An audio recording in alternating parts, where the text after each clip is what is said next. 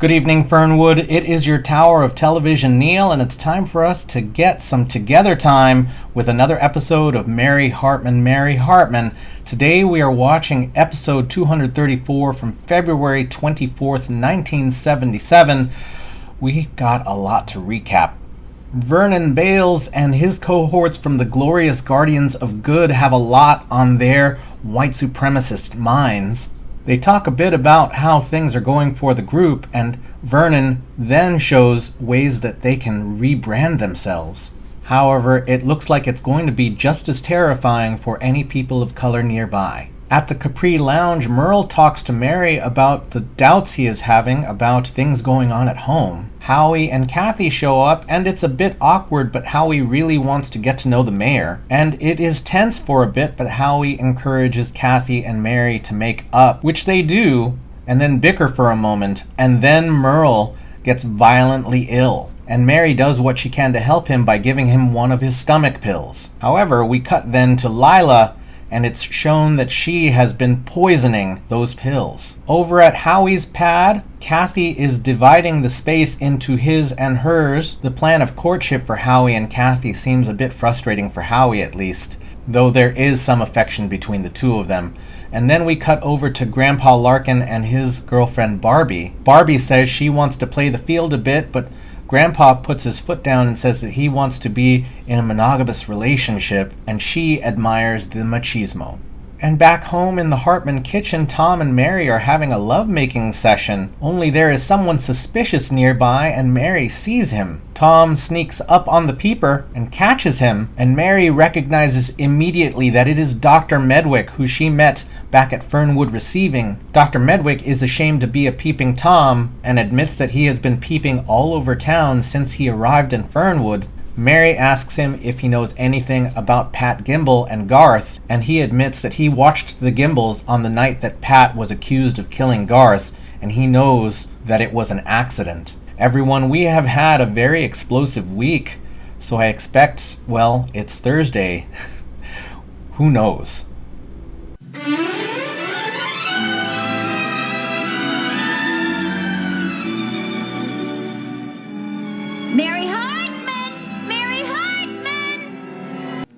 I hope you'll eat this meal I'm making for you, Dr. Medwick. You know what? You're going to have a choice. I'm making a very tasty tuna delight or a wonderful hamburger helper that I think is fabulous. It is just filled with bread. Oh, thanks, I'm full. Doctor, I think maybe you'd better have some hamburger helper, okay? Just sit down right there. Hamburger helper. Oh, okay. Oh, I think that must be the door. I'll go get it. That must be Mr. Dearborn, Pat Sawyer, but you have to remember now, you must tell everything that you know that happened between Garth and Pat, all right? Yeah, or else we may be forced to tell everything we know about you and Windows to Detective Johnson, okay? Yeah. Go ahead, answer it. Tom, the blankets. Oh, yeah, I'll get them. Yep. Okay, you get it. Okay, I got it. Hi. Oh, gee, how are you? Gee, it really must be nippy out, isn't it? Oh, you didn't look too wide awake yet. Well, you just sit down and everything. But I'd like you to meet Dr. Medwick, who is the noted Bible psychologist and the star witness in the accidental Christmas tree nicking to death of Garth Gimble. Nat Dearborn. Pleased to meet you. Did you actually see Pat Gimble stab her husband? Actually, he, Tell him. Come on. fell. Fell. Yeah, he fell. You saw him fall? That, you see, he's a voyeur. You see, we caught him red-handed right outside the door there. Now, if you want proof, there are nose prints all over the window. Tom, what? I cleaned the nose prints off the window. I'm sorry, I really am sorry. Now, let me get this straight. And he's seen Garth, the late Garth, beat Mrs. Gimble hundreds and hundreds of times. Only 3. 3. You did. But how's a jury going to react to this kind of a witness? Well, I think they'll like him. Mr. Dearborn, I have seen, and I don't think this is an exaggeration, but I have seen every low, twisted, profane, lewd, and revolting thing that this town has to offer. I'm telling you, Tom, this guy has seen everything. I have witnessed small children playing strip Scrabble with their babysitters. I've seen spinster piano teachers whip each other on top of a baby grand. There's a very prominent banker in this town who's got some very interesting uses for chopsticks. Okay, I believe you. You do? So do you think you could talk to the jury? I've seen things done to a dachshund that you wouldn't believe. All right, Okay, enough. so then let me ask you something. So now then Pat is innocent. I mean, she was always innocent, but so now she wanted to fry for it? Huh? Mary, come on. If the DA believes Dr. Medwick, I've seen nubile young maidens clad only in No, really, beige red. that's all right. I mean, even I've heard enough already, you know? We believe you. he does seem to have accurate recall, doesn't he? Well, then you believe him? Yes? Yep.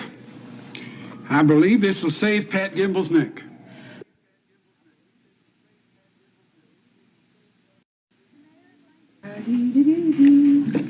Is the mayor going to be gone the whole evening? Oh, yeah. He's dedicating the Tri-State Theater in the House of Pies. Here you are. Oh, thanks, love. To us and our future. Cheers.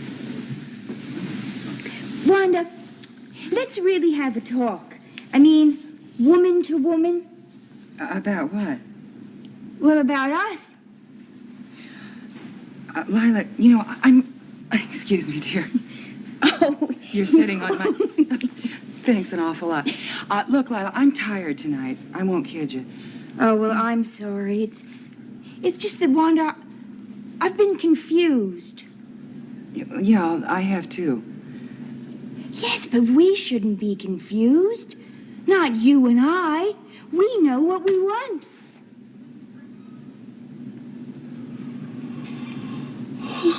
You know, I really am bushed. Where did you go last night? To a restaurant. With the mayor? Yeah. Why? I think I was hungry. No, I mean, why him and not me? Well, Lila, I don't even know if you were around. Did you kiss him? Yes, I did. Why? Lila, I don't think that we ought to be having this discussion. But you promised me you were never going to be with him again. You swore But it. Lila, things are changing around here, and everybody has got to change with them, okay? You included. Look, I'm sorry. It's just that, well, see, that's the way things are working out, and I am really sorry. So am I. Oh, Lila, come on. Don't. You really think you're just terrific, Wanda? Being such a big shot and all. Well, I'm getting sick of it. I know you are, dear. And saying that you're sorry is not going to help. Because it isn't necessary. Because when I want something, I get it. One way or the other. Do you know what I mean? I hope I don't, Lila. I really hope I don't. Godza, did you pack my crystal ball? Yes, dear.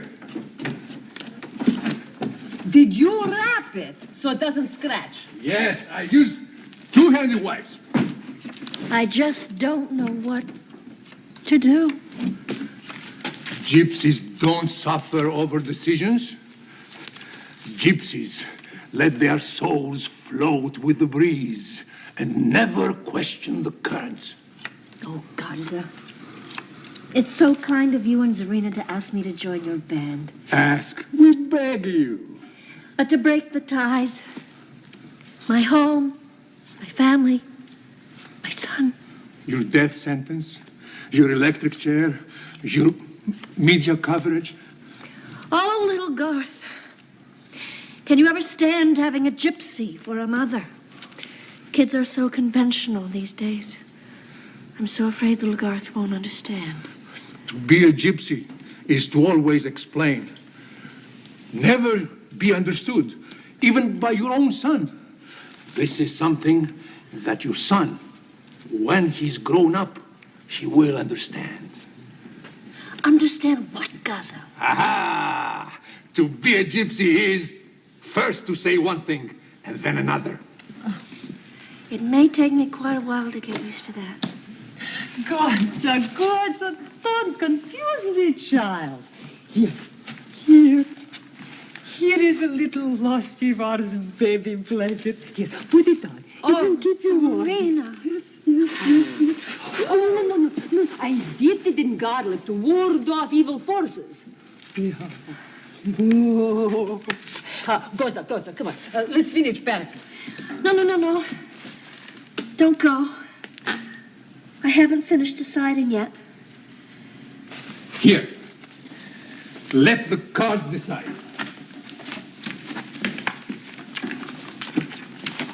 Petrushka, you get 3 times. If the Queen of Spades shows up at any time, it is a sign you are one of us. I'm very bad at cards. Cut.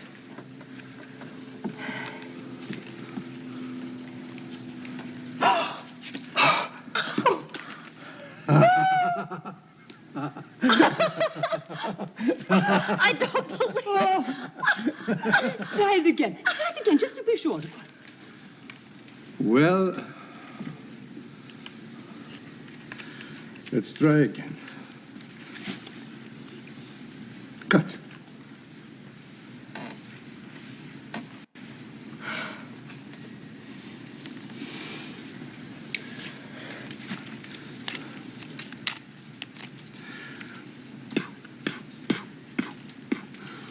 Cut again.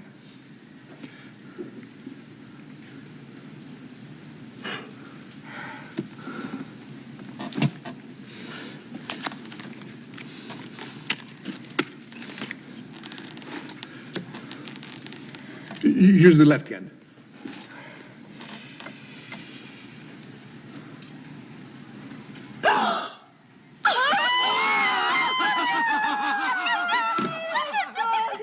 You are the baby I never had. And you are the mother that I never had.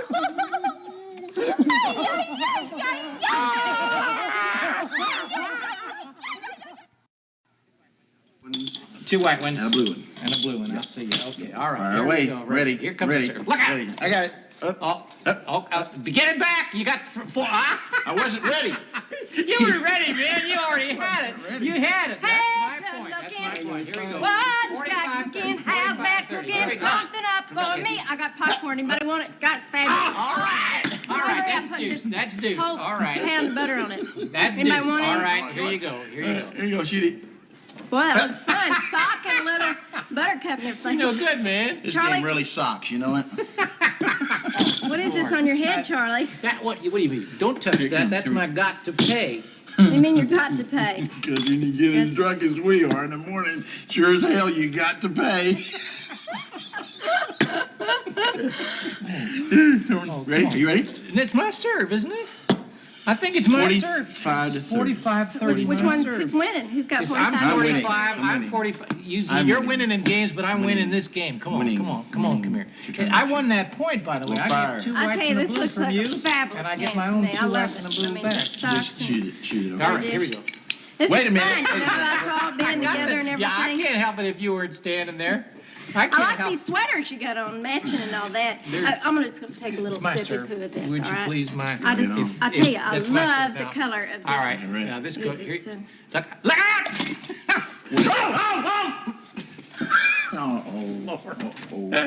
Sorry. Hey, honey, what's got into you, sweetheart? I never seen you take so much as 1 little drink before, and this makes 2. 3. 3. Are you feeling all right, sweetheart? I'm feeling all right, Charlie. I'm feeling fine. I'm fabulous right now. Hey, I'm me tell you something. This is really fabulous. Just horsing around with you guys, just having a great old time and everything. I love it. In my own, adorable little way. I love it. Well, honey, horsing around with us guys can get to be a little grueling. You got to be kind of tough to take it, Oh, I'm tough. See? Hey, I'm sorry about that. It's okay. Hey, Mac, let me ask you something. What is the drunkest you ever... No, I got it. What is the biggest lie you ever told in your life? Biggest. The biggest lie you ever told. I'll tell you something, you guys. I am having the best time with the two of you guys. I mean, man games, lies, storytelling, fibberoonies, that kind of stuff. I love it. I'm not talking about fibberoonie. I'm talking about the biggest lie You know, you ever I'm told not us. just having another little sip of this. What is the biggest lie you ever told in your life? Go on. Let me see.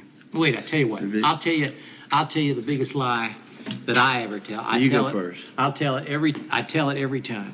I tell it. It's every time I tell it, it's the biggest lie I ever tell. And that is when I tell people that I don't mind the fact that I cannot sing, because I would love to sing. The stars at night are big and bright. If it's your heart. When I was a kid, that was my favorite song. Buy me a beer. I want a six-pack. Oh, shoot. Six-pack.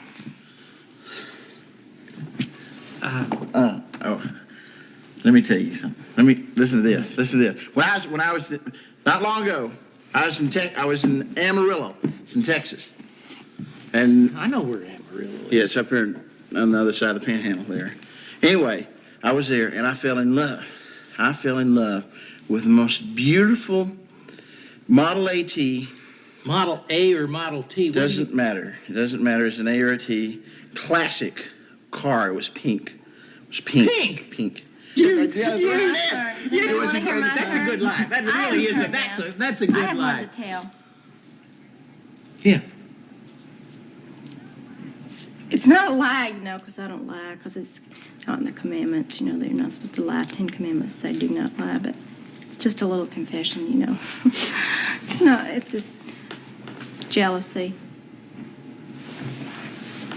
The way the two of you guys are always having such a great time and everything,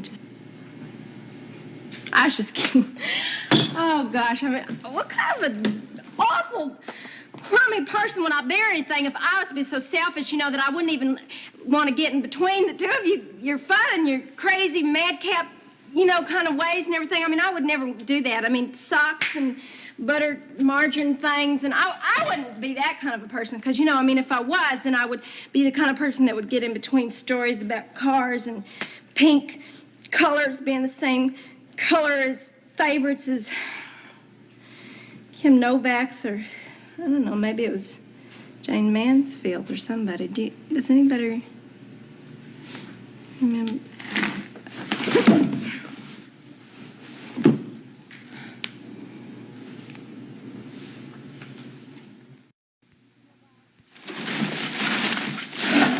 Speaking aloud as gypsies do, I gaze into the fading embers with a sad eye. Petrushka, what are you doing gazing into the fading embers when there's work to do? Come. Don't get sad. Get glad. Now remember, leave nothing but footprints. Bag all trash, break all matches, always into. Zorina, Petrushka, it is time to do what our people have done since the dawn of man. Skip town before sunup. For all the earth is a gypsy's home. And the earth is the mother of all mothers. And the road is the gypsies' tomorrow. And the world belongs to Mary. Hi, Beansy. Hi. Oh, Pat, I'm so glad I found you. Oh, Pat, I just can't tell you, for a beginner, you have done such a brilliant job of hiding out. Mary, what are you doing here? Oh, Pat, I'm just so glad I caught you. You're going to be saved. You're going to be set free. By my mother's tears. My friend Petrushka is free. Mary, come on. Sit down. Well, The road calls. into the closet and then saw him fall back out again with the Christmas tree in his back. Turns out He's a peeping Tom.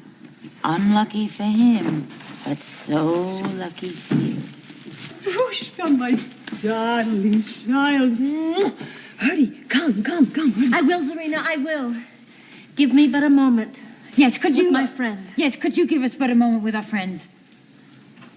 Have your talk. Thank you very much. Mary, Yes. what you are saying, I have a chance for a pardon. No, it's better than that. It is better than that. Even your lawyer now believes you're innocent. Do you mean then that he actually believes the testimony of a peeping Tom? Pat, I mean, what better witness can you get? The guy sees everything. I mean, you're going to get a chance to go home. Now, maybe not your house because they're probably selling your house, but you could probably... I see no reason why you can't come to my house, and it wouldn't be intruding at all. No imposition at all. And I'll tell you what, why don't you take all the cooking and cleaning into your hands? You take care of everything so you don't feel like an intruder, okay? Mary, how's little Garth? Little Garth, oh, he's fine, Pat. He's fine. Let me tell you exactly. He loves military school, but he would be much happier with you and Heather. Love, Garth.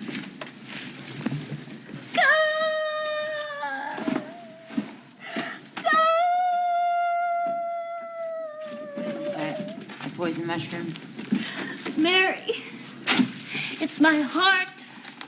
Now that I have found a mother I have never had, now that I have donned the gypsy garb and I have learned the gypsy ways, I do not know if I can go back to Fernwood.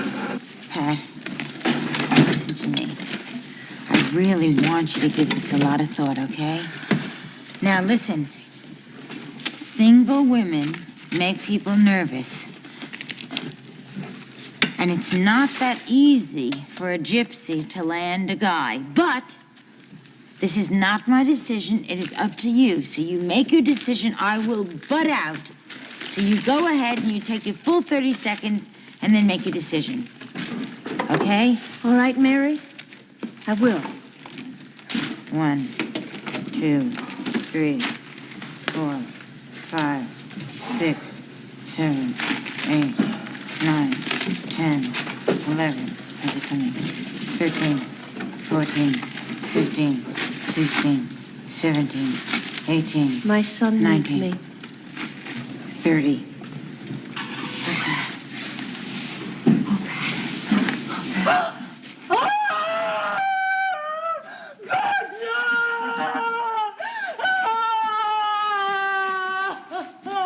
I don't think she's happy about the news. Oh, Serena. Oh, God. I'm sorry. I mean, I can't thank you enough. And you took me in when nobody would come near me, and you loved me more deeply than anyone has ever...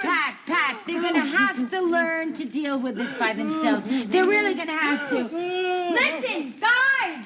Well, you got a really nice place here. I mean, it's really nice. It's a... First a son, now a daughter.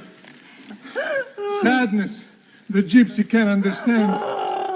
But such a pain in such a small town. This calls for gypsy justice. That's terrific. Listen, anything you can think of to do would be welcome. Really it would. Okay?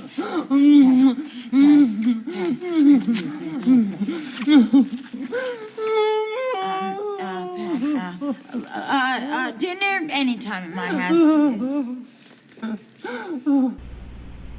I guess so.